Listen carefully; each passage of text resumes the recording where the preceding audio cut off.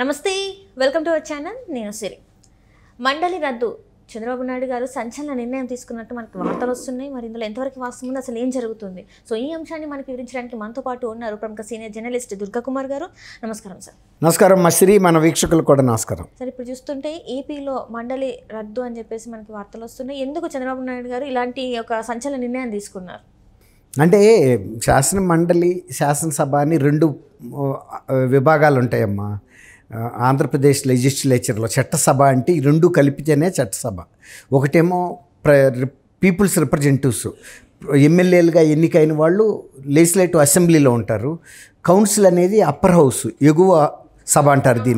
దీన్నే పెద్దల సభ అని కూడా అంటారు. మన ఎక్కడైనా కూడా పార్లమెంట్లో లోక్సభ, రాజ్యసభ, అలాగే assembly, legislative council, legislative assembly, legislative, ఇది పెద్దల సభ. దీనిలో కొంతమంది ప్రముఖుల్ని నామినేట్ చేసుకునే అవకాశం ఉంటుంది. వివిధ విభాగాల్లో ప్రముఖుల్ని, కళాకారులను చేసుకోవచ్చు, లేకపోతే సంఘ సేవకులను చేసుకోవచ్చు, అలాగే ఒక విద్యా రంగం నుంచి కొంతమందిని చేసుకోవచ్చు, టీచర్స్ నుంచి కొంతమంది ఎన్నికవుతారు, ఇందులో గ్రాడ్యుయేట్స్ నుంచి కొంతమంది ఎన్నికవుతారు. ఇట్లా తర్వాత ప్రభుత్వం కొంతమందిని ఒక ఆంగ్లో ఇండియన్నో ఇద్దరినో నామినేట్ చేసే ఫెసిలిటీ కూడా ఉంది ఆంధ్రప్రదేశ్ లెజిస్లేటివ్ అసెంబ్లీకి. ఎందుకంటే బ్రిటిష్లో కొంతమంది ఇక్కడ బ్రిటన్ వాళ్ళు తర్వాత ఇండియన్స్కి కలిపి పుట్టిన పిల్లల్లో ఆంగ్లో ఇండియన్స్ అంటారు. వాళ్ళు ఒక జాతిగా ఇక్కడ వాళ్ళు ఎగ్జిస్టెన్స్ అవుతున్నారు. వాళ్ళ కల్చర్ వేరు, లాంగ్వేజ్ కూడా ఇంచుమించు ఇంగ్లీషే ఎక్కువ మాట్లాడతారు. వాళ్ళకు కూడా ఇందులో ప్రాతినిధ్యం దొరుకుతుంది అన్నమాట. తర్వాత అట్లాగే కొంతమంది పొలిటీషియన్స్ సీనియర్స్ అయిపోయి రిటైర్ అయినప్పుడు వాళ్ళ సర్వీసెస్కి కావాలనుకుంటే గవర్నర్ ద్వారా ప్రభుత్వం క్యాబినెట్ రికమెండ్ చేసి శాసనసభలో మండలిలోకి ఇస్తుంది. ఇప్పుడు ఏం జరుగుతుందంటే ఈ దిగువ సభలో పాస్ అయిన బిల్లులు ఎగువ సభలో కూడా పాస్ అవ్వాలి, పెద్దల సభలో. ఇప్పుడు ఎక్కువ బలం ఈ మొత్తం టోటల్ 58 అయితే 38 మెంబర్స్ వీళ్ళే ఉన్నారు, వైఎస్ఆర్సీపీ వాళ్ళు. ఎందుకంటే గత 5 సంవత్సరాల్లో వాళ్ళు ఎక్కువ మంది ఉన్నారు కాబట్టి వాళ్ళ బలం ఎక్కువగా ఉంది. అంతకుముందు కూడా కొంత శాసనసభ్యుల బలం కూడా ఉంది కదా. ఇప్పుడు తర్వాత టీడీపీకి వచ్చేటప్పటికి 8 మంది ఉన్నారు. అట్లా ఇండిపెండెన్స్ ఒక 4 ఉన్నట్టున్నారు. కొన్ని సీట్స్ వేకెంట్ కూడా ఉన్నాయి. ఏదున్నా కూడా శాసన మండలిలో బలం అనేది వైఎస్ఆర్సీపీకి ఎక్కువ ఉంది. శాసనసభలో బిల్లు ఆమోదించినా కూడా ఇక్కడ కొంచెం బ్రేక్ పెట్టే అవకాశం ఉంది. దాని మూలన ఆ బిల్లు గవర్నర్కి వెళ్ళటానికి వీలు అవకాశం ఉండదు. కొన్నిసార్లు ఈ బిల్స్ ఒక్కోసారి అంటే ఒక్కోసారి పార్లమెంట్ కూడా వెళ్ళాల్సిన బిల్స్ ఉంటాయి కొన్ని. ఇక్కడ కూడా పాస్ అవ్వందే అక్కడికి తీసుకోరు అనమాట. కాబట్టి గతంలో 85లో కూడా ఎన్టీ రామారావు గారు ఎలక్ట్ అయినప్పుడు కూడా వీళ్ళు శాసన మండలిలో సభ్యులు ఎక్కువగా ఉండి అప్పుడు రోషే గారు కూడా ఇందులో ఉండేవాడు అనమాట. బాగా ప్రభుత్వం మీద విమర్శలు చేయటం, రెండోది బిల్లులు పాస్ అవ్వకుండా డిలే చేయటం, దాని మీద డిస్కషన్స్ పెట్టి రిజెక్ట్ చేయటం, ఈ రకంగా కొన్ని ప్రజలకి అనుకూలమైన బిల్లులని అసెంబ్లీ పాస్ చేసినా కూడా ఈ శాసన మండలి ఒక అడ్డంకిగా తయారైంది. అంటే ప్రభుత్వం అనుకున్న చట్టాలను చేయలేని పరిస్థితి ఏర్పడింది. అప్పుడు ఆయన 85లో అసలు శాసన మండలిని రద్దు చేస్తూ తీర్మానం చేశాడు శాసనసభలో. ఆ తర్వాత అది పార్లమెంట్కి కూడా వెళ్ళాలనుకుంటాను, ప్రెసిడెంట్ కాన్సెంట్కి వెళ్ళాలి. చేసి పంపించినప్పుడు కూడా దాన్ని బిల్లు పాస్ చేయకుండా చాలా అడ్డంకులు సృష్టించినా కూడా ఈయన గట్టిగా నిలబడి బిల్లుని పార్లమెంట్కి కూడా పంపటం, ప్రెసిడెంట్ కాన్సెంట్ తీసుకోవటం. అప్పుడు 85లో రద్దయిపోయింది అసలు ఇది. మనకి అప్పుడు 2 సభల్లో లేదు, ఒక సభే ఉంది, దిగువ సభే, అసెంబ్లీయే.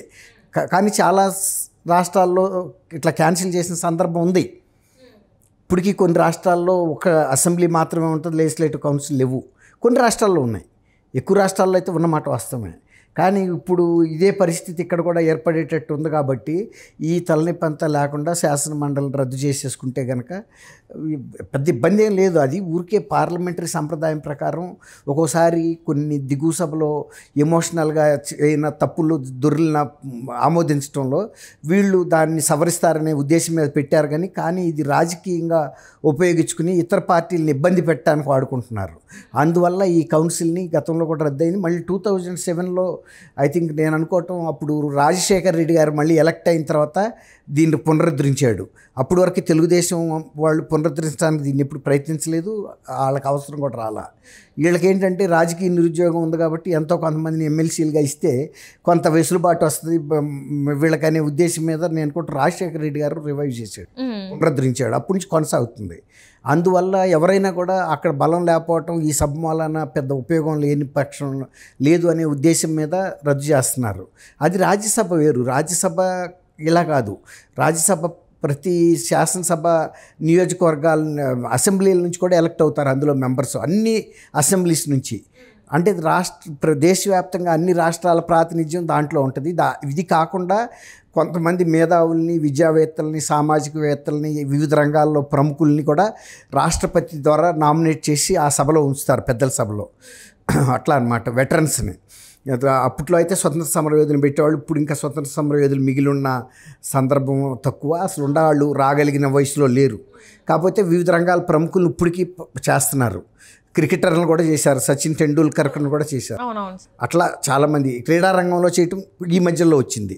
అంతకుముందులో క్రికెట్ వాళ్ళని చేసేవాళ్ళు కాదు. ఇంకా ఏమైనా స్పోర్ట్స్ అథ్లెట్స్ని ఇలాంటి వాళ్ళని చేశారు. పాత్రికేయులు చేస్తారు, ప్రముఖ న్యాయవాదులు చేస్తారు, ప్రముఖ డాక్టర్లు చేస్తారు, ప్రముఖ సామాజికవేత్తలను చేస్తారు, ఆర్థిక శాస్త్రవేత్తలను చేస్తారు. తర్వాత ఇప్పుడు అబ్దుల్ కలాం లాంటి ప్రముఖులను కూడా రాజ్యసభకి నామినేట్ చేసే అవకాశాలు ఇవన్నీ ఉండేవి.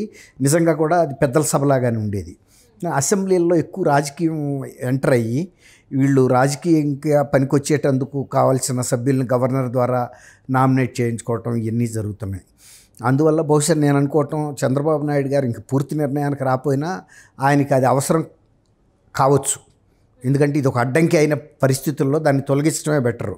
ఇప్పుడు మనకి పనికిరాని అంగం సపోజ్ ఇప్పుడు ఆరో ఏళ్ళు ఉందనుకోండి, ఏం ఉపయోగం లేదు, అది ఏలాడేసుకు తిరగటం తప్ప. అట్లాంటప్పుడు సర్జరీ ద్వారా తీసేస్తే ప్రశాంతంగా ఉంటుంది. ఇది కూడా అలాంటిదే పరిస్థితి. కాబట్టి నేను అనుకోవటం ఇప్పటికీ ఆలోచన వచ్చినా రాకపోయినా రేపు సీరియస్గా ఆయన ముఖ్యమంత్రిగా పరిపాలన సాగించే సందర్భంలో ఇది ఎంత అడ్డంకి అనేది ఆయనకి ఆచరణాత్మకంగా కూడా తెలుస్తుంది. అప్పుడు ప్రజలు కూడా గమనిస్తారు ఈ కౌన్సిల్ అనేది అసెంబ్లీ చేసిన చట్టాలని, మన ప్రతినిధులు చేసిన చట్టాలని బ్రేక్ పెట్టడానికి పనికొస్తుంది, జాప్యం చేయడానికి పనికొస్తుంది, ఆపేయటానికి పనికొస్తుంది. కాబట్టి దీంతో పెద్ద ఉపయోగం లేదు అనే భావన ప్రజల నుంచి కూడా వచ్చినప్పుడు ఆయన తప్పకుండా ఆ ప్రతిపాదన చేసి దాన్ని రద్దు చేయించే అవకాశం అయితే ఖచ్చితంగా ఉంటుంది. ఇదేమి కొత్తది, మన రాష్ట్రంలో జరిగింది ఒకసారి, ఇది రెండోసారి అవుతుంది ఒకవేళ రద్దు చేస్తే. అట్లా కొన్ని రాష్ట్రాలు తర్వాత ఖర్చుతో కూడిన వ్యవహారం కూడా. ఇప్పుడు వీళ్ళు ఉపయోగపడినా పడపోయినా దాదాపు ఎమ్మెల్యే అంత వేతనాలు ఇవ్వాలి, బత్యాలు ఇవ్వాలి, దీని మెయింటెనెన్స్ కూడా చాలా ఖర్చుతో కూడుకున్న వ్యవహారం. కాబట్టి ఉపయోగం లేకపోయినా అంటారు చూడండి, గుర్రం గుడ్డిదైనా దానా తక్కువ తిందని. ఇప్పుడు ఇది ఎంత అడ్డంకి అనేది ఆయనకి ఆచరణాత్మకంగా కూడా తెలుస్తుంది. అప్పుడు ప్రజలు కూడా గమనిస్తారు ఈ కౌన్సిల్ అనేది అసెంబ్లీ చేసిన చట్టాలని, మన ప్రతినిధులు చేసిన చట్టాలని బ్రేక్ పెట్టడానికి పనికొస్తుంది, జాప్యం చేయడానికి పనికొస్తుంది, ఆపేయటానికి పనికొస్తుంది. కాబట్టి దీంతో పెద్ద ఉపయోగం లేదు అనే భావన ప్రజల నుంచి కూడా వచ్చినప్పుడు ఆయన తప్పకుండా ఆ ప్రతిపాదన చేసి, కళ్ళు లేకపోవచ్చు కానీ పొట్ట అయితే ఉంది, అది తినాలి, దాని డైజెషన్ తగ్గట్టుగాను. కాబట్టి నేను అనుకోవటం ఇంకా కొంత భవిష్యత్తు తర్వాత అయినా ఈ ప్రతిపాదన వచ్చినా ఎవరు ఆశ్చర్యపోవాల్సిన పని లేదు. దానికి పెద్ద ఇంపార్టెన్స్ కూడా ఇవ్వాల్సిన అవసరం కూడా లేదు. Right sir, right. Thank you so much. నమస్కారం అమ్మా.